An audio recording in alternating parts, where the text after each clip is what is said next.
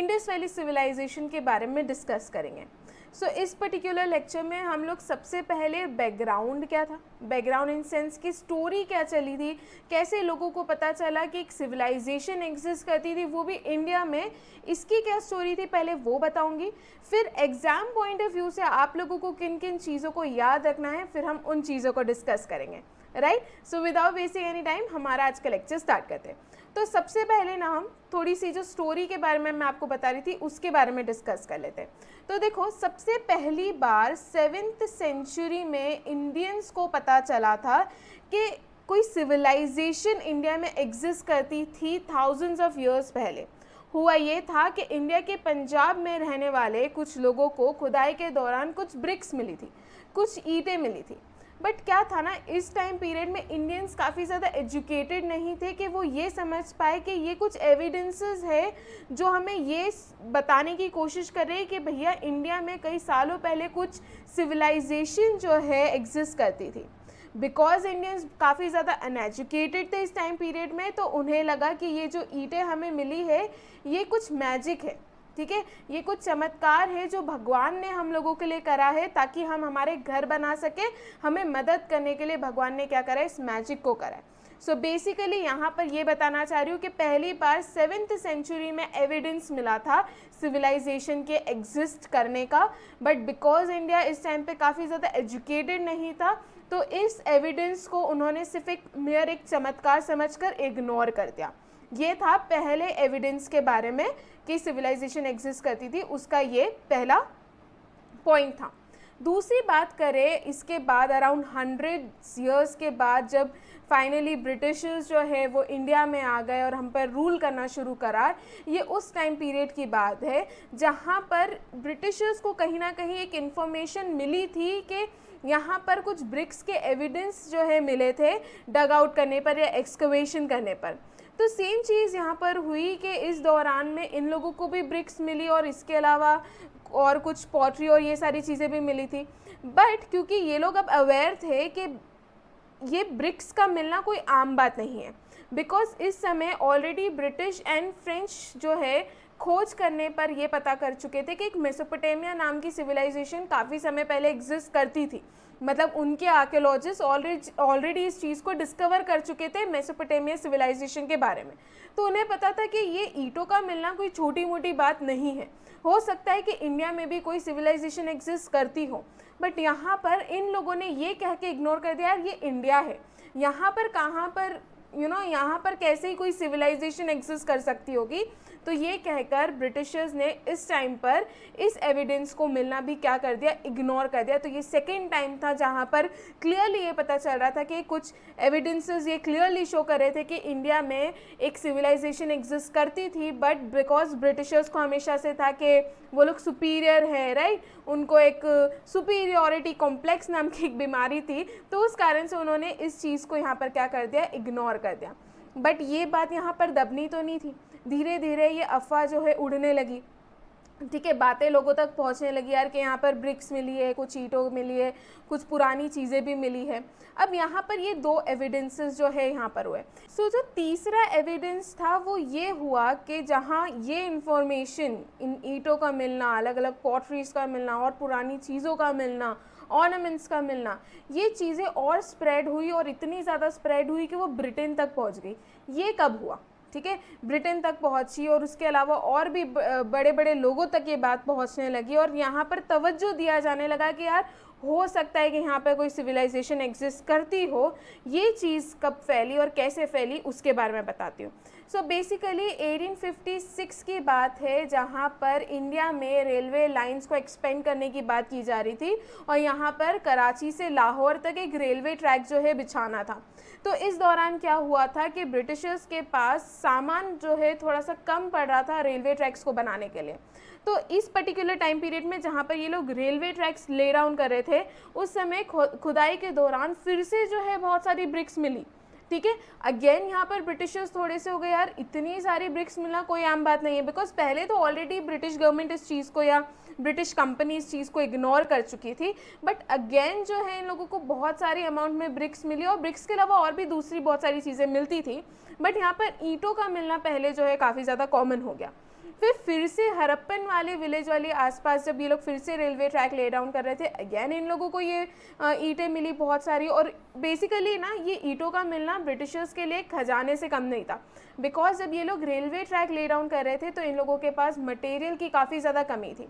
तो यहाँ पर जब पूरी रेलवे ट्रैक ले डाउन हो गई और ये खबर और दूर दूर तक पहुँचने लगी, ब्रिटिश कंपनी के अलावा ब्रिटेन तक एक्चुअली पहुँच गई, गवर्नमेंट तक एक्चुअली बात ये पहुँच गई, तब वहाँ पर फाइनली एक पर्सन थे जिनका नाम था अलेक्जेंडर कनिंघम, जो काफ़ी ज़्यादा क्यूरियस हो गए, बिकॉज ही समहाउ न्यू कि यार ये बात आम नहीं है, बिकॉज उन लोगों को ऑलरेडी पता था कि एक मेसोपोटामिया सिविलाइजेशन एग्जिस्ट करती थी।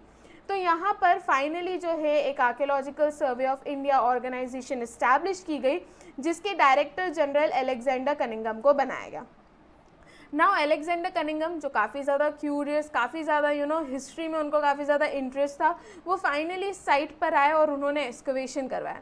एक्सकवेशन कराने के बाद इन्हें कुछ सील मिली।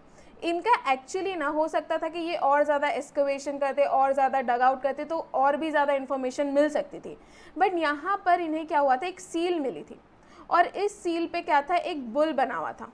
ठीक है, इन्होंने कहा कि यार ये सील मिली है हमको, इन्होंने कंक्लूड करते हुए ये कहा कि ये जो इस पे बुल जो बना हुआ है इस पे हम्प नहीं है, तो बिकॉज इस पे हम्प नहीं है तो ये क्या है, एक फॉरेन का सील हो सकता है। ठीक है, मतलब ये जो कॉइन था ये फॉरेन कंट्री का हो सकता है, इंडिया का नहीं होगा। और इतनी सी बात को कहते हुए, कंक्लूड करते हुए उन्होंने यहाँ पर एक्सकवेशंस करवाना बंद कर दिया, बिकॉज उनको लगा कि ये सील इंडिया की तो है ही नहीं, ये तो किसी फॉरेन कंट्री की होगी। और उन्होंने एक्सकवेशंस को यहाँ पे क्लोज कर दिया, जितने भी वो रिसर्च करे थे उसको बंद कर दिया और इतनी सी चीज़ पर कंक्लूड करते हुए यहाँ पर बातें ख़त्म हो गई। मतलब यहाँ पर फिर से बात ये कहकर दब गई कि नहीं, यहाँ पर कोई सिविलाइजेशन नहीं होगी।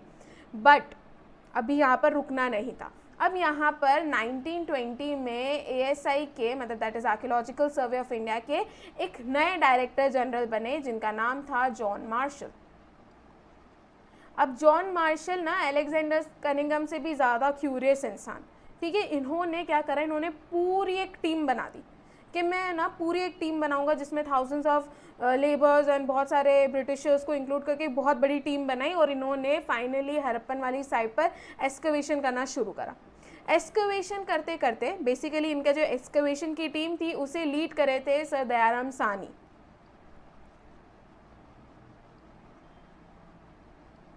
और इन्होंने इस एक्सकवेशन को कब स्टार्ट करा था, 1921 में इस एक्सकवेशन को हड़प्पन साइट पर करना शुरू करा था।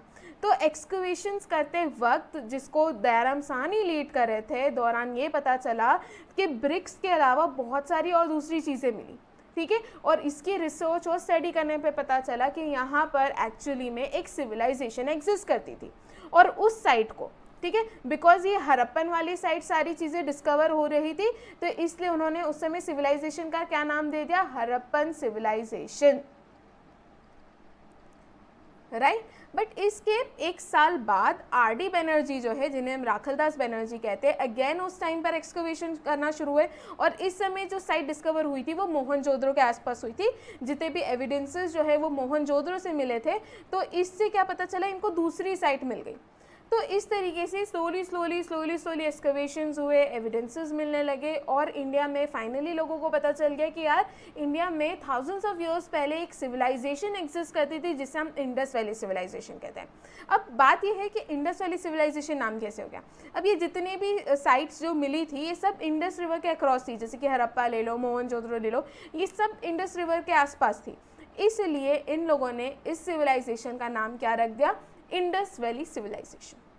क्लियर। तो यहाँ पर किस तरीके से स्टार्टिंग से हम लोगों को एविडेंसेस मिले बट उस चीज़ों को दबा दिया गया, कुछ लोगों ने इग्नोर कर दिया, और बट स्लोली स्टेडीली फाइनली 1921 में आकर किसी को बहुत ज़्यादा क्यूरियोसिटी जागी, उन्होंने पूरी एक टीम बनाई एक्सकवेशन की, एंड देन एक्सकवेशंस हुए एंड फाइनली हड़प्पन में बहुत सारी pottery, seal and bricks and बहुत सारी चीज़ें डिस्कवर की गई और पता चला कि यहाँ पर एक सिविलाइजेशन एग्जिस्ट करती थी, ठीक है। तो ये क्या थी, पूरी एक स्टोरी थी, एक बैकग्राउंड था जिससे आपको पता होना चाहिए कि आखिर कैसे हुआ, कैसे पता चला कि एक सिविलाइजेशन एग्जिस्ट करती थी। क्लियर। अब बढ़ते हैं हम लोग आगे। अब हम आपके एग्जाम पॉइंट ऑफ व्यू से पॉइंट्स को डिस्कवर करेंगे। तो यहाँ पर सबसे पहले हम इंट्रोडक्शन देखेंगे। देखो, आज की डेट में जहाँ आज भी हम इंडिया में रहने वाले लोगों को या इंडिया जो एक सिविलाइजेशन है लोग रह रहे हैं उसको एक अर्बन सिविलाइजेशन नहीं कह सकते, बट हम उस समय मतलब आज से लाइक थाउजेंड्स ऑफ ईयर्स पहले एक सिविलाइजेशन एग्जिस्ट करती थी जो अर्बन थी। अर्बन इन सेंस क्या, वहाँ पर एक प्रॉपर ड्रेनेज सिस्टम था, वहाँ पर प्रॉपर सड़कें थी, वहाँ पर घरों को एक प्रॉपर ग्रिड पैटर्न में बनाया गया था, मतलब मैपिंग और ये सब बहुत फर्स्ट क्लास था, इसलिए इंडस वैली सिविलाइजेशन को अर्बन सिविलाइजेशन कहा जाता है। इसके अलावा इसके पहले एक और चीज़ जो काफ़ी ज़्यादा इम्पॉर्टेंट होती है, ये सिविलाइजेशन मतलब क्या होता है। ये सिविलाइजेशन हर वक्त हमें एक रिवर के आसपास क्यों मिलती है, ठीक है। आप कोई सी भी सिविलाइजेशन ले लो, जैसे कि इंडस सिविलाइजेशन ले लो, ये इंडस रिवर के अक्रॉस डेवलप हुई थी। चाइनीज सिविलाइजेशन ले लो, ये भी एक रिवर के अक्रॉस डेवलप हुई थी। तो ये सब सिविलाइजेशंस रिवर के अक्रॉस ही क्यों डेवलप होती है। देखो, एक सिविलाइजेशन मतलब कि लोग जहाँ मिलजुल कर रह रहे हो, ठीक है, जिनको खाने पीने के लिए चीज़ें चाहिए रहती है। तो मेन हमारा मकसद क्या होता है, हमको क्या चाहिए होता है, 2 वक्त का खाना, ठीक है, पीने के लिए पानी। और अगर आप एक रिवर के आसपास रह रहे हो तो रिवर के आसपास की लैंड क्या होगी, फर्टाइल होगी। अगर लैंड फर्टाइल होगी तो वहाँ पर अगर आप कोई क्रॉप उगाने का सोच रहे हो या फार्मिंग करने का सोच रहे हो तो फार्मिंग ईजी हो जाएगी। एंड बिकॉज रिवर के आसपास ही है तो आपको ईजिली वाटर अवेलेबल हो जाएगा। अब लैंड फर्टाइल होगी, उस पर आपके खाने के अलावा आप जानवर भी पालते हैं, तो जानवरों के लिए भी आप लोगों को, एनिमल्स को भी ग्रेजिंग करवाना होता है, तो उसके लिए भी ग्रास आप लोगों को ईजिली मिल जाएगी। एक यही होता है ना हमारी इनिशियली उस टाइम पर, बिकॉज अभी तो हम लोग काफ़ी ज़्यादा कंज्यूमरिस्ट बन गए, हमको हर चीज़ एडवांस टेक्नोलॉजी चाहिए, ये अभी हो गया। बट उस समय की नीड क्या थी, यही 2-3 बेसिक चीज़ें थी कि खाने के लिए खाना मिल जाए, पीने के लिए पानी मिल जाए और हमारे जानवरों को भी खाना मिल जाए, ठीक है। यही 3 मेन बेसिक रिक्वायरमेंट थी उस टाइम की। तो ये सारी चीज़ें कहाँ पर मिलती है हमको, ऑब्वियसली एक रिवर के आसपास ये सारी चीज़ें मिल जाएगी, ठीक है। तो इसलिए जब भी आप किसी सिविलाइजेशन की बात करते हो ना, कि आपको एक रिवर के पास मिलेगी, ठीक है, जहाँ पर ये डेवलप हो रही होगी स्लोली। क्लियर। तो सिविलाइजेशन मतलब समझ गए क्यों हमेशा ये एक रिवर के आसपास ही डेवलप होती है, ये चीज़ समझ गए। अब जो हम पढ़ रहे थे वो देख लेते हैं। तो इंडस वैली सिविलाइजेशन एक अर्बन सिविलाइजेशन थी। प्रोटो हिस्टोरिक मैंने आप लोगों को क्या बताया था कि रिटन एविडेंसेस मिले हैं सिविलाइजेशन के, बट लोग इसे डिसिफर नहीं कर पाए। और ये क्या था, एक ब्रॉन्ज एज सिविलाइजेशन था, ठीक है, जो किस टाइम पीरियड में डेवलप हुआ था, तो ये 2500 से लेके 1700 BC के आसपास डेवलप हुआ था। इसकी डेट भी ना आप लोगों को अलग अलग बुक में अलग अलग देखने को मिलेगी, बट हमने NCERT से इसको निकाला है, तो आप लोग कंफ्यूज मत होना, ठीक है। तो टाइम पीरियड क्या है, 2500 BC से लेके 1700 BC का जो टाइम पीरियड है, उस समय इंडस वैली सिविलाइजेशन डेवलप हो रहा था। एक अर्बन सिविलाइजेशन थी, प्रोटो हिस्टोरिक था और ब्रॉन्ज एज सिविलाइजेशन इसे माना जाता है, बिकॉज ऑब्वियसली अभी आयरन की डिस्कवरी हुई नहीं है। Clear. So the history of India begins with birth of Indus valley civilisation, जिसे हम हरप्पन सिविलाइजेशन भी कहते हैं। एंड हरप्पन सिविलाइजेशन क्यों कहते हैं, बिकॉज पहली साइट जो डिस्कवर हुई थी वो हरप्पा ही थी और इसलिए इसका नाम हरप्पन सिविलाइजेशन कह दिया था। बट बाद में क्या हुआ कि इंडस रिवर के आसपास बहुत सारी और दूसरी साइट्स भी मिलने लगी, तो इनको लगा कि यार ये पूरा सब इंडिया से ही जुड़ा हुआ है। कैसे इनको पता चला कि सब इंडिया से जुड़ा हुआ है, देखो जब इंडस रिवर के आसपास जो अलग अलग साइट्स ये लोग मिल रही थी जिस पे ये लोग एक्सकवेशन कर रहे थे, तो इन सभी टाइम पीरियड में एक्सकवेशन करते वक्त जो भी चीज़ें मिली है, फिर चाहे वो पॉटरी हो या ज्वेलरीज हो या टूल्स वेपन्स हो, वो सब जो है ना सिमिलर थी, ठीक है, सब आपस में सेम थी, उनके तरीके जो है वो सेम थे। उससे पता चला कि ये पूरी जो है एक सिविलाइजेशन थी और ये पूरी सिविलाइजेशन कहाँ पर मिल रही थी, इंडस रिवर के आसपास मिल रही थी। इसलिए इसे सिर्फ हरप्पन सिविलाइजेशन कहने की जगह इन लोगों ने क्या नाम दे दिया इसको, इंडस वैली सिविलाइजेशन, ठीक है। अब मैंने ये बता दिया कि अराउंड 2500 BC से ये फ्लरिश होना शुरू हुई और ये जो वेस्टर्न पार्ट है साउथ एशिया का वहाँ पर देखने को मिली, in contemporary Pakistan and western India आप कह सकते हो, ठीक है।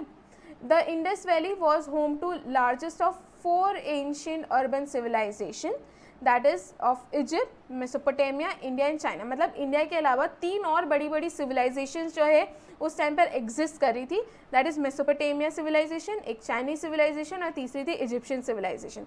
अभी हम आगे देखेंगे। इसके बाद ना पहले सोर्सेज ये कहते थे कि जो मेसोपोटामिया सिविलाइजेशन है ये सबसे ज़्यादा पुरानी सिविलाइजेशन है। It is one of the oldest civilisation जो एग्जिस्ट करती थी, not one of the, it was the oldest civilisation जो एग्जिस्ट करती थी।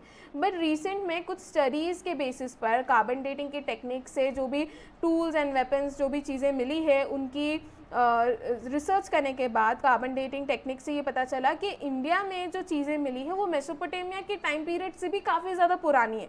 तो इसलिए लोग कहते हैं कि इंडस वैली सिविलाइजेशन जो है वो मेसोपोटामिया से भी ज़्यादा पुरानी है। बट ये चीज़ें अभी तक क्लियर नहीं हुई हैं, इस पर अभी कॉन्फ्लिक्ट्स चल रहे हैं। कुछ लोग कुछ कहते हैं, कुछ लोग कुछ कहते हैं। तो हमारा काम है कि आपको बताना, और हमने आपको बता दिया कि ये चीज़ थी। आगे बढ़ते हैं हम लोग। In 1920s, the Archaeological Department of India, they carried out excavations in Indus Valley, wherein the ruins of two old cities, that is Mohenjo-daro and Harappa, were unearthed. फिर 1924 में एज सेड जॉन मार्शल जो है वो director general थे of Archaeological Survey of India, उन्होंने announce किया the discovery of new civilisation in the Indus Valley to the world. ठीक है, जॉन मार्शल के अंडर ही सारी चीज़ें हुई थी। उन्होंने मैंने बताया आपको किस तरीके से उन्होंने एक पूरी टीम बनाई थी जिन्होंने एक्सकवेशंस करना शुरू करा, फिर उस पर रिसर्च एंड स्टडी होने लगी, एंड फाइनली 1924 में जॉन मार्शल ने पूरे वर्ल्ड में इस चीज़ को अनाउंस कर दिया कि इंडिया में एक बहुत पुरानी सिविलाइजेशन एग्जिस्ट करती थी जो इंडस वैली के आसपास एग्जिस्ट करती थी या डेवलप हुई थी, और इसलिए इसको इंडस वैली सिविलाइजेशन के नाम से जाना जाता है। आगे बढ़ते हम लोग। एज आई सेड इंडिया के अलावा 3 और बड़ी बड़ी सिविलाइजेशन उस टाइम पीरियड में एग्जिस्ट करती थी। एक है मेसोपोटामिया, ठीक है, जो कि टिग्रिस एंड यूफ्रेट वैली जो है उसके आसपास एग्जिस्ट करती थी। मैंने क्या कहा कि हर सिविलाइजेशन एक रिवर के अक्रॉस डेवलप हुई थी। अगर मैं मेसोपोटामिया सिविलाइजेशन की बात करूँ तो वो टिग्रिस एंड यूफ्रेट रिवर के आसपास डेवलप हुई थी। इजिप्शियन सिविलाइजेशन नाइल रिवर के आसपास हुई थी। एंड चाइना सिविलाइजेशन या चाइनीज सिविलाइजेशन की बात करूँ तो ये येलो रिवर के आसपास डेवलप हुई थी। ठीक है, और इंडस वैली सिविलाइजेशन का हमें पता ही है कि इंडस रिवर के आसपास जो है इंडस वैली सिविलाइजेशन पूरी क्या हुई थी, डेवलप हुई थी। तो ये भी आप लोग याद रखना, ये इंपॉर्टेंट है आपके एग्जाम पॉइंट ऑफ व्यू से कि कौन सी सिविलाइजेशन कौन सी रिवर के अक्रॉस डेवलप हो रही थी, इससे भी क्वेश्चंस एग्जाम में बनते हैं। आगे बढ़ते हैं हम लोग। अब यहाँ पर कुछ फैक्चुअल चीज़ें देख लेते हैं जो कि आपके एग्जाम पॉइंट ऑफ व्यू से इंपॉर्टेंट है। जैसे कि जॉन मार्शल ये पहले स्कॉलर थे जिन्होंने इंडस वैली सिविलाइजेशन टर्म को यूज़ करा था। एग्जाम में यहाँ से क्वेश्चन बहुत बार पूछा गया है, तो ये आप लोगों को याद रखना है। इसके अलावा हम इसके जियोग्राफिकल एक्सटेंट की बात कर लेते हैं कि Indus valley civilisation east west north south direction में कौन सी जगह में कहाँ तक पूरा एक्सपेंडेड था, उस चीज़ के बारे में देख लेते हैं। ठीक है, तो सबसे पहले ये नॉर्थ में मांडा तक एक्सटेंडेड था जो कि जम्मू एंड कश्मीर में है। चेनाब रिवर तक जो है नॉर्थ में क्या था, एक्सटेंडेड था। उसके बाद साउथ की बात कर ले तो साउथ में गोदावरी रिवर में जो दायमाबाद नाम की प्लेस है महाराष्ट्र में, वहाँ तक एक्सटेंडेड था।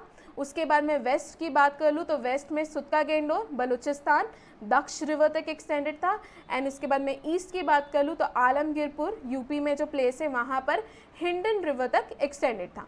तो इसका geographical extent exam point of view से काफ़ी ज़्यादा इंपॉर्टेंट है। पहले नॉर्थ साउथ देख लो, तो नॉर्थ में क्या है, तो नॉर्थ में जम्मू कश्मीर आता है ऑब्वियसली, तो जम्मू कश्मीर में मांडा तक चेनाब रिवर। फिर उसके बाद साउथ में आ जाओ, साउथ में गोदावरी रिवर तक, उसमें भी दायमाबाद नाम की जो प्लेस है महाराष्ट्र में वहाँ तक। उसके बाद वेस्ट में आओ, वेस्ट में सुत्का गेंडोर बलूचिस्तान दक्ष रिवर, और ईस्ट में आ जाओ तो ईस्ट में आलमगीरपुर जो कि उत्तर प्रदेश में, और हिंडन रिवर। क्लियर, तो ये इसका क्या है, इंडस वैली सिविलाइजेशन का जियोग्राफिकल एक्सटेंट है। आगे बढ़ते हैं इंडस वैली सिविलाइजेशन के 6 बड़े टाउन्स, ठीक है, जहाँ जो आपके एग्जाम पॉइंट ऑफ व्यू से बहुत ज़्यादा इंपॉर्टेंट है। हर टाउन से कुछ ना कुछ इंपॉर्टेंट बातें मिली है, जैसे कि कहीं से पशुपतिनाथ की सील मिली है, तो कहीं से फायर अल्टर्स मिले हैं, कहीं से प्लॉट रोज़ मिली है। तो ये अलग अलग चीज़ें जो है अलग अलग साइट से एक्सकवेट की गई है जो एग्जाम पॉइंट ऑफ व्यू से काफ़ी ज़्यादा इंपॉर्टेंट है। बट इंडस वैली सिविलाइजेशन के 6 सबसे बड़े टाउन वो कौन से, वो देख लेते हैं।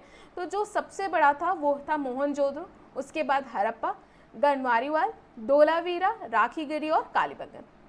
इसके बाद इंडस वैली सिविलाइजेशन की जो स्क्रिप्ट थी वो पिक्टोग्राफिक स्क्रिप्ट थी, ठीक है, जिसे राइट से लेफ्ट लिखा गया। इट इज़ नॉट डेसिफर्ड, और इसलिए कौन से टाइम पीरियड को बिलोंग करता है, प्रोटो हिस्टोरिकल पीरियड की स्क्रिप्ट मिली है बट हम उसे डेसिफर नहीं कर पाए।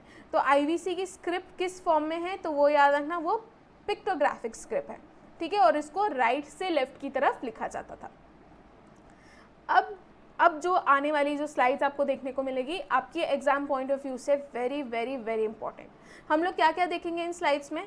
सबसे पहले कौन सी सिटी या कौन सी साइट के बारे में हम लोग बात करें, कौन सी रिवर के अक्रॉस थी, किसने डिस्कवर करा उस साइट को, किस ईयर में डिस्कवर किया गया है, उसकी एग्जैक्ट लोकेशन क्या है, और इम्पोर्टेंस इन सेंस कि यहाँ पर एक्सकवेशन के दौरान क्या क्या बातें मिली जानने को, ठीक है, या क्या क्या चीज़ें मिली है to be precise.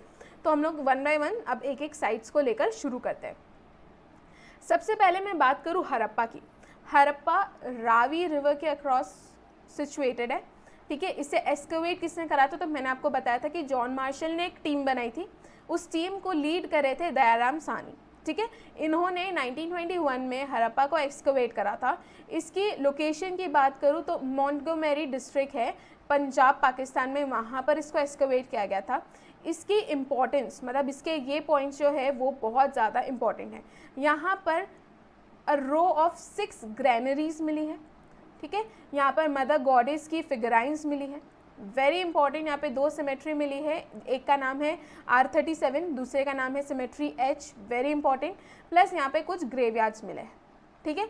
So Harappa, Ravi river, Dayaram Sahni, 1921, Montgomery district of Punjab Pakistan. यहाँ पर क्या क्या चीज़ें मिली है? तो सबसे इंपॉर्टेंट यहाँ की 2 सिमेट्रीज है, that is R37 and symmetry H। Plus यहाँ पे कुछ मदर गॉडेस फिगराइंस मिली है एंड 6 रो में मतलब 6 ग्रैनरीज मिली है रो में, तो ये भी बहुत इंपॉर्टेंट है। एंड ग्रेवयार्ड्स भी यहाँ पर पाए गए। क्लियर? ये हो गया हड़प्पा के बारे में। तो अब हम नेक्स्ट साइट पर आ जाते हैं, दैट इज़ मोहनजोदड़ो, ठीक है, जिसका मतलब होता है माउंड ऑफ डेड। बेसिकली ऐसा कहा जाता है कि ये एक सिंधी टर्म है, राइट, जिसमें मोहनजोदड़ो जो है ये 2 वर्ड से मिलके बना है, एक है मोहन और दूसरा है जोदारो या जोदड़ो।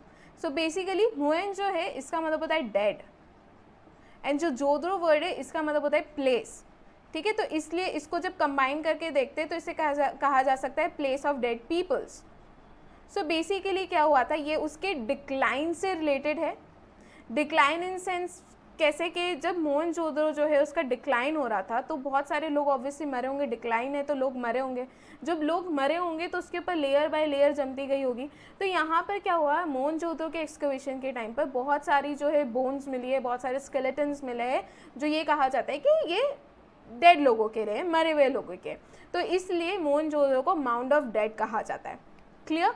इंडस रिवर के अक्रॉस डेवलप था, राखलदास बनर्जी ने इसको डिस्कवर करा था 1922 में। ये कौन सी डिस्ट्रिक्ट है, इसकी लोकेशन क्या है? देखो हड़प्पा एंड मोहनजोदड़ो की ये लोकेशन डिस्ट्रिक्ट वाइज यहाँ से क्वेश्चन पूछे जाते हैं कि कौन से डिस्ट्रिक्ट में। बाकी जैसे हम दूसरे लोथल, कालीबंगान की बात करें तो यहाँ पर सिंपली बता जाता है कि कौन से स्टेट है। बट हड़प्पा एंड मोहनजोदड़ो की डिस्ट्रिक्ट भी एग्जाम पॉइंट ऑफ व्यू से काफ़ी ज़्यादा इंपॉर्टेंट है। तो मोहनजोदड़ो की बात करूँ तो लड़काना डिस्ट्रिक्ट जो है पंजाब पाकिस्तान का, वहाँ पर पाया गया था। इसकी इम्पॉर्टेंस यहाँ पर एक्सकवेशंस में क्या क्या मिला है, तो great bath, very important, great granary यहाँ पर मिली है। As I said, Pashupati Mahadev की यहाँ पर सील मिली थी, बहुत ज़्यादा इंपॉर्टेंट है मोहनजोदड़ो से। उसके बाद यहाँ पर स्टैच्यू ऑफ बियर्डेड मैन, फिर bronze image of dancing women, ये सारी चीज़ें जो हैं हमको कहाँ से मिली थी, मोहनजोदड़ो से, ठीक है। सो क्या क्या याद रखना है? पहली चीज़, Mohenjodaro is also known as mount of dead. Indus river के अक्रॉस सिचुएटेड है। 1922 में राखलदास बनर्जी ने इसको एक्सकवेट करा था। लड़काना डिस्ट्रिक्ट ऑफ पंजाब पाकिस्तान, ये इसकी लोकेशन है। Great bath, great granary, Pashupatinath की seal, statue of bearded man, and यहाँ पर एक ब्रॉन्ज इमेज मिली है डांसिंग वुमेन की, ठीक है। ये कुछ इंपॉर्टेंट पॉइंट है मोहनजोदड़ो के। इसके बाद आ जाते हैं हम लोग लोथल के ऊपर। लोथल जो है ये भोगावा रिवर के अक्रॉस डेवलप हुआ था, ठीक है। इसके डिस्कवर जो है क्लियर नहीं है, इसलिए यहाँ पर मैंने मेंशन नहीं करा है। इसको 1954 में एक्सकवेट किया गया था, गुजरात में है। एंड लोथल की इंपॉर्टेंट बातें क्या है, तो पहली चीज़ डॉकयार्ड, वेरी इंपॉर्टेंट। इसके अलावा citadel and lower town, evidence of rice husk, ठीक है। लोथल और रंगपुर ये दोनों पहली ऐसी साइट्स हैं जहाँ से पहली बार राइस हस्क के एविडेंस मिले थे, ठीक है। दोनों नाम याद रखना, लोथल एंड रंगपुर, दोनों से ही राइस हस्क के क्या मिले हैं, एविडेंस मिले हैं।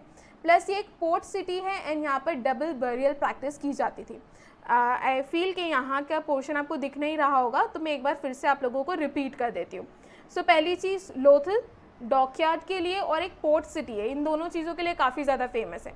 यहाँ पर डबल बरियल प्रैक्टिस की जाती थी एंड राइस हस्क के एविडेंस सबसे पहले लोथल एंड रंगपुर से मिले हैं। Am I clear? आगे बढ़ते हैं। तो यहाँ पर ये तीनों साइट्स के बारे में आई होप सारी चीज़ें क्लियर होगी एंड कोई डाउट नहीं होगा। आगे बढ़ते हैं हम लोग। प्लस यहाँ पर लोथल से रिलेटेड और कुछ इंपॉर्टेंट पॉइंट्स है, जैसे कि यहाँ पर टेराकोटा हॉर्स फिगराइंस मिले हैं and terracotta model of ship. यहाँ से एग्जाम में काफ़ी बार क्वेश्चन पूछा गया है, तो ये चीज़ भी आप लोग याद रखना। तो एक तो टेराकोटा के हॉर्स फिगराइंस एंड टेराकोटा की मॉडल ऑफ शिप जो है ये भी कहाँ से मिली है, लोथल से। एंड चेस प्लेइंग का पहला एविडेंस जो है ये भी लोथल से मिला है। क्लियर? तो मैंने लोथल के बारे में क्या क्या बता दिया। एक तो डॉकयार्ड आपको याद रखना है, उसके अलावा एक पोर्ट सिटी है, इंपॉर्टेंट है, आपको याद रखना है। उसके अलावा यहाँ पर टेराकोटा हॉर्स फिगराइंस मिले थे, फिर टेराकोटा मॉडल ऑफ शिप मिले हैं, राइस हस्क का पहला एविडेंस जो है ये भी हमको लोथल से मिला है एंड चेस प्लेइंग का एविडेंस भी हमको कहाँ से मिला है, लोथल से मिला है। लोकेशन क्या है, गुजरात। रिवर कौन सी है, तो भोगावा। Am I clear? आगे बढ़े हम लोग हमारी नेक्स्ट सिटी पर, वो है चान्हुंदारो। चान्हुंदारो जो कि इंडस रिवर के आसपास डेवलप हुआ था।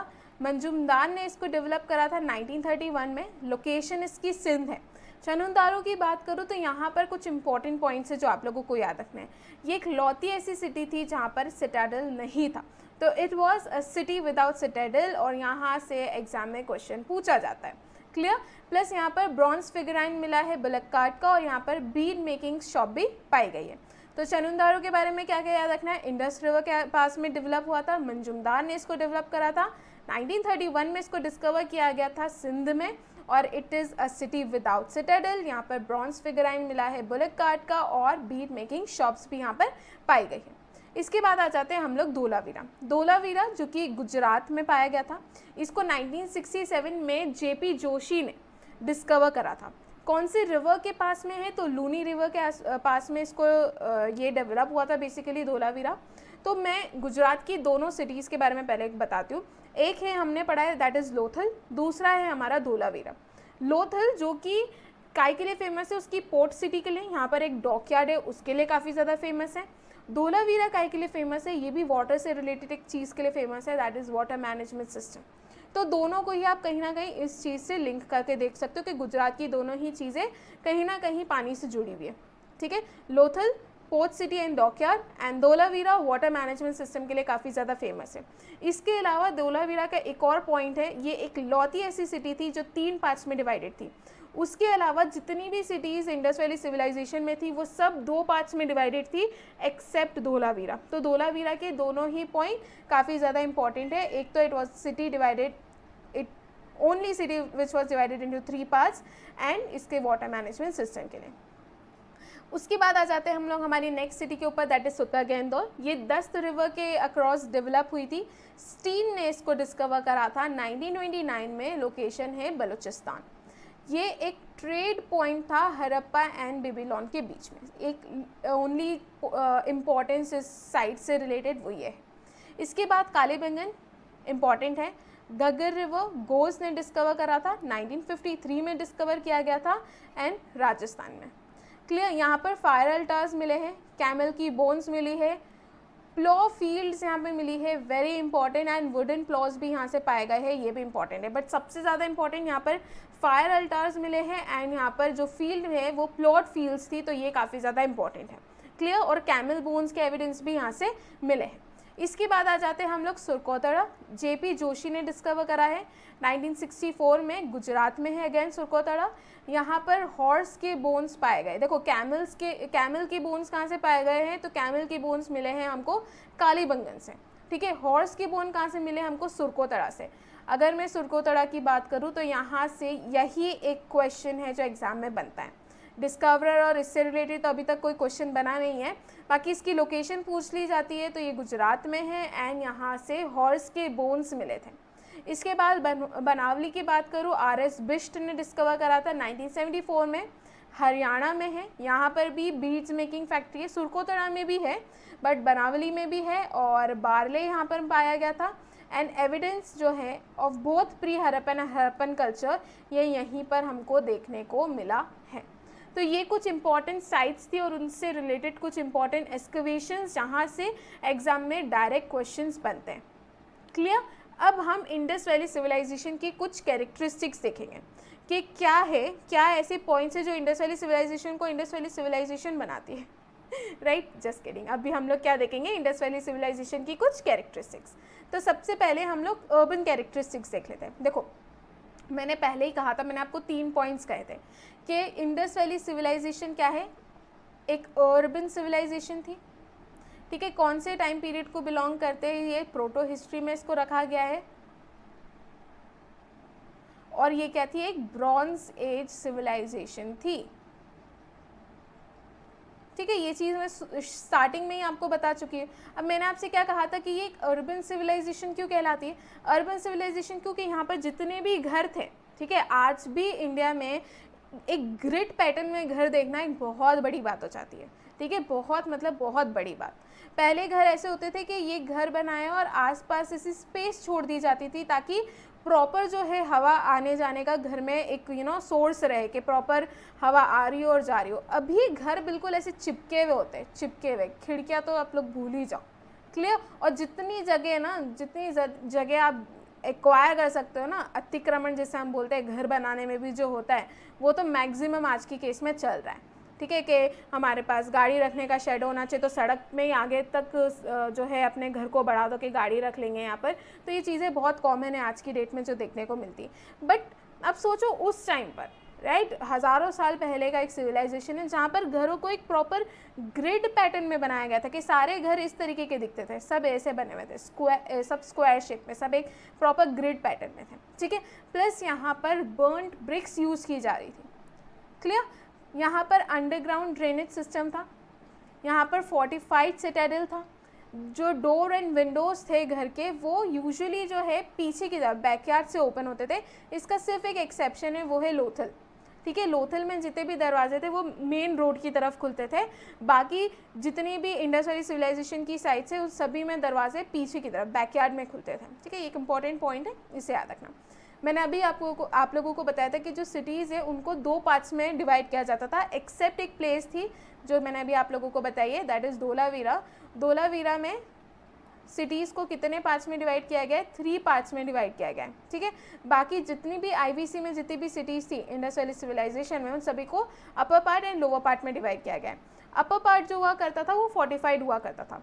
ठीक है, इसमें भी एक एक्सेप्शन है कि कालीबंगन में जो है दोनों पार्ट्स क्या थे, फोर्टिफाइड थे। तो अर्बन कैरेक्टरिस्टिक्स सबसे पहले एक इंपॉर्टेंट चीज़ से हम लोग स्टार्ट करेंगे। जो भी सिटी थी उसको ग्रिड पैटर्न में बनाया गया था, बर्न्ड ब्रिक्स थी, यहाँ पर अंडरग्राउंड ड्रेनेज सिस्टम था। Can you imagine underground drainage system यार उस टाइम पीरियड में। प्लस यहाँ पे फोर्टिफाइड सिटाडेल थे और यहाँ पर प्रॉपर वाटर मैनेजमेंट सिस्टम भी था जो मैंने अभी आप लोगों को बताया था। एंड इसके अलावा जितने भी डोर्स और दरवाजे थे वो बैकयार्ड में खुलते थे एक्सेप्ट लोथल। सभी सिटीज़ 2 पार्ट में डिवाइडेड थी एक्सेप्ट धोलावीरा। अपर पार्ट सभी सिटीज़ में फोर्टिफाइड थे एक्सेप्ट कालीबंगन, जहाँ पर upper part and lower part जो है वो दोनों ही फोर्टिफाइड थे। तो यहाँ पर कुछ एक्सेप्शंस हैं, इंपॉर्टेंट है ऑब्वियसली। ठीक है, एक्सेप्शंस हमेशा इंपॉर्टेंट होते हैं। आगे बढ़ते हैं, हम लोग एग्रीकल्चर और एनिमल हस्बेंड्री के बारे में देख लेते हैं। Sindon cotton major trade good, earliest people to produce cotton. तो ये मेजर ट्रेड गुड्स जो थे वो कॉटन का था और ये सबसे पहले लोग थे जिन्होंने कॉटन को प्रोड्यूस करना शुरू करा था। फिर मैं राइस हस्क के एविडेंस का आप लोगों को बताई थी कि राइस हस्क के एविडेंस हमको कहाँ से मिले, तो 2 जगह याद रखनी है, लोथल एंड रंगपुर। ठीक है, ये हम लोग स्टार्टिंग में डिस्कस कर चुके हैं। वीट एंड बार्ले, सबसे ज़्यादा जिस क्रॉप को कल्टीवेट किया गया था इस टाइम पीरियड में वो है wheat and barley. Use of wooden ploughshare, they had no idea about iron implements because iron की डिस्कवरी काफ़ी ज़्यादा लेट हुई थी। प्लस यहाँ पर एनिमल्स को डोमेस्टिकेट किया जाता था, जैसे कि pig, sheep, goats, buffalo, ox, इन सभी चीज़ों को डोमेस्टिकेट किया जाता था। Even elephants and rhinos were known. Remains of horse, अभी मैं बताई थी कि हॉर्स के बोन्स जो है हम लोगों को कहाँ से मिले हैं, सुरकोतड़ा से, इम्पॉर्टेंट है। और कैमल के बोन्स हमको कहाँ से मिले हैं, कालीबंगन से। ये दोनों ही इंपॉर्टेंट एक्चुअली। ठीक है, तो दोनों आप लोगों को क्या करना है, याद रखना है। So evidence of horse in Mohenjodaro and Lothal are also found. देखो, जब बात चल रही कि हॉर्स के बोन्स कहाँ से मिले थे, तो सुरकोतड़ा। इसके अलावा हॉर्स के एविडेंस मोहनजोदड़ो और लोथल से भी पाए गए। ठीक है। बट ये जो सिविलाइजेशन है वो हॉर्स सेंटर्ड नहीं थी, इस पॉइंट को भी याद रखना। इसके बाद प्लॉफील्ड, कालीबंगन, हम ऑलरेडी मैं आप लोगों को बता चुकी हूँ इसके बारे में। रिलीजियस कैरेक्टरिस्टिक्स की बात करूँ तो टेम्पल के किसी भी तरीके के कोई साक्ष्य जो है इस पर्टिकुलर सिविलाइजेशन में नहीं मिले। इसके अलावा पर टेराकोटा फिगर मिला है मदर गॉडेस का, कहाँ से मिला है? हड़प्पा से मिला है ना। बियर्डेड प्रीस्ट जो है ये भी मिले हैं। ये लोग फालू और योनी की पूजा करते थे। पशुपति महादेव की सील मिली है, कहाँ से मिली है? मोहनजोदड़ो से। इस तरीके से रिलेट करते हुए चलो, जो स्टार्टिंग में बता चुकी हूँ ना उन चीज़ों को थोड़ा कनेक्ट करते हुए चलो। अब स्टार्टिंग में मैंने सिर्फ ये बताया था कि पशुपति महादेव की एक सील मिली थी मोहनजोदड़ो से, बट यहाँ पर आपको उस सील के नीचे कुछ वो एनिमल से सराउंडेड थे, उससे भी क्वेश्चन पूछे गए। तो कौन कौन से एनिमल्स थे? तो वो थे elephant, tiger, rhino and bull. ठीक है, एलिफेंट, टाइगर, राइनो और बुल।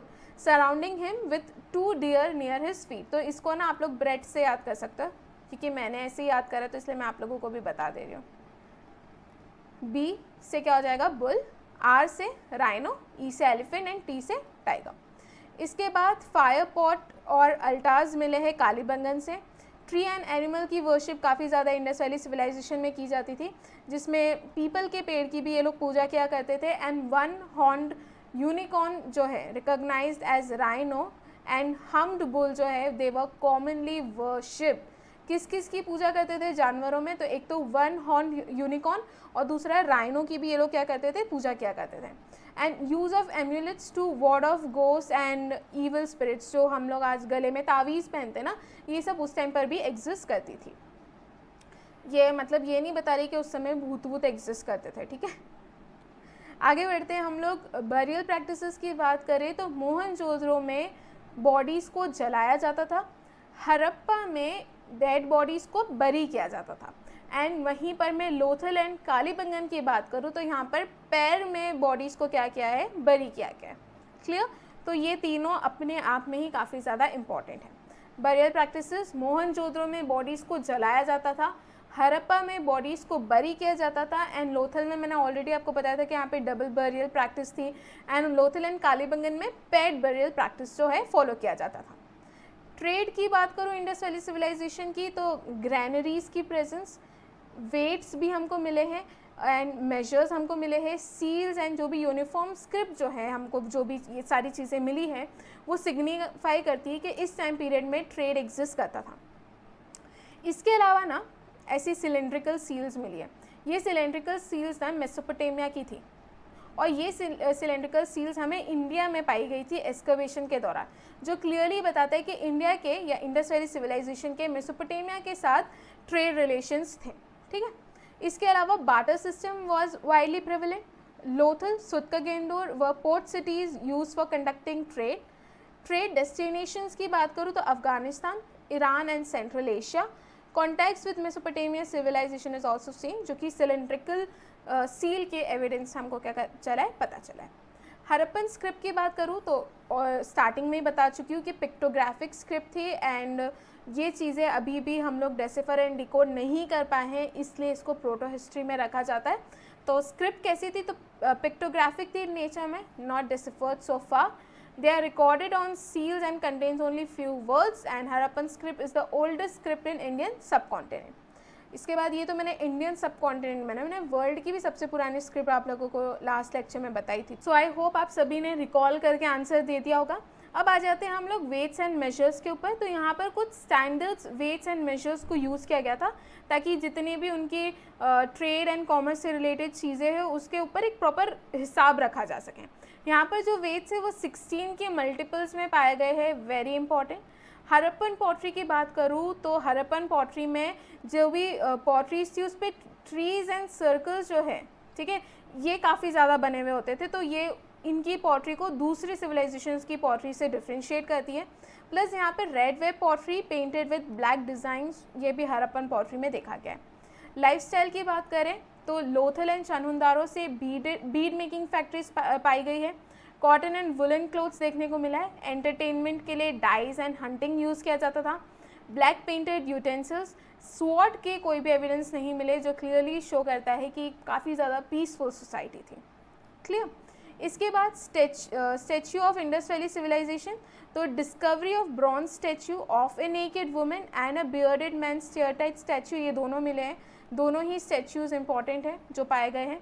टेराकोटा फिगराइंस की बात करें तो एक तो fire baked earthen clay, terracotta का मतलब होता है, यहाँ पर इंडस वैली सिविलाइजेशन में टेराकोटा फिगराइंस काफ़ी ज़्यादा मिले, जैसे कि एक शिप का मॉडल मिला है, राइट, टेराकोटा शिप मॉडल मिला है, जो कहाँ से मिला है, लोथल से, ठीक है। इसके अलावा लोथल से एक और हॉर्स का भी टेराकोटा डिज़ाइन मिला है, ठीक है। तो इस तरीके से टेराकोटा फिगराइंस काफ़ी ज़्यादा पाए गए हैं जो इंडस वैली सिविलाइजेशन में हमको देखने को मिला। तो टेराकोटा इट्स लाइक एक बेक्ड क्ले आप कह सकते हैं, एक फायर बेक्ड क्ले, प्लस यहाँ पर टेराकोटा को टॉयज़ और भगवान से रिलेटेड ऑब्जेक्ट्स बनाने के लिए, जिसकी आप पूजा कर सकते हो, इस तरीके के ऑब्जेक्ट्स बनाने में क्या किया जाता था, यूज़ किया जाता था। आगे इंस्टीट्यूशंस की बात करें तो very few written materials have been discovered in Indus Valley and the scholars have not been able to decipher the Indus script so far.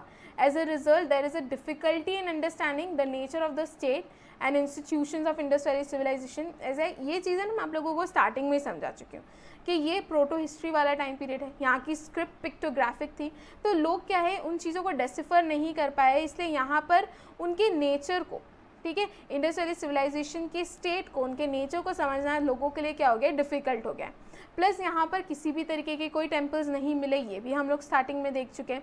Harappa was possibly ruled by class of merchants. अगर आप लोगों ने Mohenjodaro film देखी है तो आप लोगों को पता होगा कि वहाँ पर जो लोग रूल कर रहे थे वो मर्चेंट क्लास थी।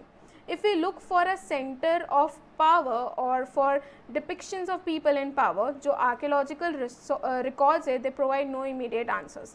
देखो सोर्सेज मिले हैं, बहुत सारे एविडेंसेस भी मिले हैं, बट हम इनकी हिस्ट्री को जितना हद तक कंस्ट्रक्ट कर सकते थे उतने हद तक कंस्ट्रक्ट कर पाए, ठीक है। बट अभी भी बहुत सारे ऐसे क्वेश्चंस हैं विच आर अनआंसर्ड, जिसके जवाब अभी भी हमारे पास नहीं है, right. Some archaeologists are of opinion कि जो हरप्पन सोसाइटी है had no rulers and that everybody enjoyed equal status. वहीं पे दूसरे लोग बोलते कि रूल करने वाली मर्चेंट क्लास थी, ठीक है। दूसरी तरफ आप ये भी देख सकते हो कि 2 पार्ट्स में सिटी को डिवाइड कर रखा था, क्लियर, जिसमें अगर उन लोगों को ट्रेड करना होता था तो उन लोगों को अपर पार्ट में जाना पड़ता था सिटी के। तो यहाँ पर डिवीजन एक तरह का देखने को मिल रहा है, right. Another theory argues that there was no single ruler but a number of rulers representing each of the urban centers. Clear, तो ये सब अलग अलग पॉइंट्स है, एक दूसरे को कॉन्ट्राडिक्ट कर रहे हैं, बट इनसे रिलेटेड हमारे पास प्रॉपर आंसर्स नहीं है, ठीक है। दूसरे फैक्ट्स की बात करें तो probably the most effective cause of the destruction of Indus valley civilisation was floods. इनके डिक्लाइन से रिलेटेड भी बहुत सारी आप लोगों को अलग अलग थियोरीज देखने को मिलेगी, बट इसमें सबसे ज़्यादा जो इफेक्टिव कॉज माना गया इसके डिक्लाइन का वो है floods, clear. Pingit called Harappa and Mohenjo-daro the twin capital of vast empire, very important। किसने twin capital कहा था हरप्पा एंड मोहनजोदड़ो को, तो वो है पिंगिट। And the soil baked in fire, उसे टेराकोटा कहते हैं, ये ऑलरेडी मैं आप लोगों को बता चुकी हूँ, ये है इम्पॉर्टेंट।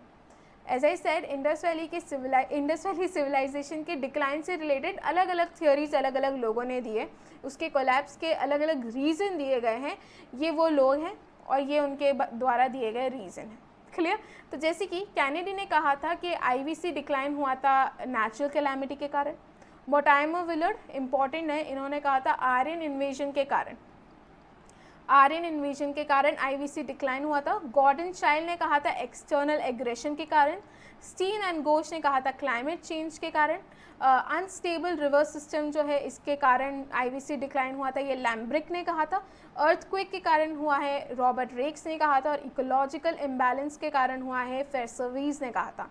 तो इसमें से ये जो स्टार्टिंग के 4 है ना बहुत इंपॉर्टेंट है, जिसमें Mortimer Wheeler very important, external aggression Gordon Childe का very important, and natural calamity Kennedy का, ये तीनों तो वेरी वेरी इंपॉर्टेंट है, ठीक है। सो अगर आप मेंस के लिए आंसर लिख रहे हो तो आप इन सारी पॉइंट्स को जब भी, जैसे कि पूरा फ्रेम है, देखो मैंने यहाँ पर आप लोगों को बैकग्राउंड बता दिया, ठीक है, प्लस मैंने प्रीलिम्स के अकॉर्डिंग सारी चीज़ें बता दी जो टेबल फॉर्म में थी, जिसमें हमने उनकी साइट किस ईयर में हुआ था, किसने डिस्कवर करा था, इंपॉर्टेंट क्या क्या चीज़ें डिस्कवर हुई, वो चीज़ें हमने डिस्कस कर ली। फिर हमने पूरी कैरेक्टरिस्टिक्स डिस्कस करी, ठीक है, इंस्टीट्यूशन से लेकर, रिलीजन से लेकर, अर्बन कैरेक्टरिस्टिक्स से लेकर सारी कैरेक्टरिस्टिक्स हम लोगों ने डिस्कस कर ली। अब जब आप इतना सब लिखोगे तो कोलैप्स में भी आप लोगों को कुछ अच्छे से कुछ कोट करके लिखना होगा, तो आप इन लोगों की बातें कोट करके लिख सकते हो कि according to Mortimer Wheeler Indus valley civilization it collapse due to Aryan invasion. तो इस तरीके से आप लोग आंसर को कोट करके लिख सकते हो, ठीक है। सो आई होप यहाँ तक चीज़ें आप लोगों को समझ में आ गई होगी एंड कोई डाउट नहीं होगा आप लोगों को। अब हम ले लेते हैं हमारे कुछ प्रैक्टिस क्वेश्चन। तो फर्स्ट क्वेश्चन है, dancing girl figurine Indus valley civilization में जो पाई गई थी ये किसकी बनी हुई थी? इट वॉज मेड ऑफ, कौन से मटेरियल की बनी थी, यहाँ पर ये पूछा गया। Next question, which metal was not discovered in Harappan civilisation? कौन सा मेटल इस पर्टिकुलर टाइम पीरियड में डिस्कवर नहीं हुआ था? Next question, the date of Harappan civilisation has been fixed on basis of, Harappan civilisation का जो डेट है, ठीक है, दैट देखो यहाँ पर ये आपको अगेन वेरी करता हुआ दिख रहा है ना, तो ये अलग अलग जगह आपको अलग अलग दिखेगा, तो कंफ्यूज मत हो जाना। तो ये जो डेट फिक्स की है ये किस बेसिस पे की गई है उसका जवाब देना है। And where the statue of bearded man was found, important question है। नेक्स्ट क्वेश्चन यहाँ पर मैच द लिस्ट है, ठीक है। लिस्ट 1 में अलग अलग इंडस वैली सिविलाइजेशन की सिटीज़ हैं एंड लिस्ट 2 में ये कौन से रिवर के अक्रॉस डेवलप हुई थी वो रिवर्स के नाम है, तो आपको यहाँ पर उनको क्या करना है, मैच करना है। सो आई होप यहाँ तक आप लोगों को सारी चीज़ें समझ में आई होगी, कोई डाउट नहीं होगा। एंड प्रैक्टिस क्वेश्चंस पर भी फोकस कीजिएगा, ये आपकी प्रिपरेशन को और ज़्यादा स्ट्रॉन्ग करेंगे। And thank you so much, मिलते हैं नेक्स्ट लेक्चर में।